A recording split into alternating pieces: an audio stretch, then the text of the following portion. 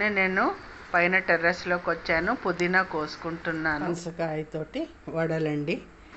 ఈ వడలకి ముందు 2 గంటల ముందుగా పచ్చిశనగపప్పు నానపెట్టుకోవాలి. ఆ తర్వాత అల్లం, పచ్చిమిర్చి, జీలకర్ర పేస్ట్ చేసుకోవాలి.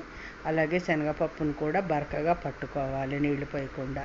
ఆ తర్వాత ఈ పనసపొట్టులో మొత్తం ఉల్లిపాయలు, పచ్చిమిరపకాయలు, కొత్తిమీర, కరివేపాకు, పుదీనా అన్నీ వేసేసి కలిపేసేసుకుని రుచికి సరిపడా ఉప్పు కూడా వేసేసుకుని బైండింగ్ ప్లస్ క్రిస్పీనెస్ కోసం కొంచెం వరిపిండి వేసుకుని కలిపేసేసుకొని చక్కగా వడల్లా ఒత్తుకొని వేసుకుంటే టీ టైం స్నాక్ పనసపొట్టు వడలు రెడీ. యమ్మీ టేస్టీ పనసపొట్టు వడలు రెడీ.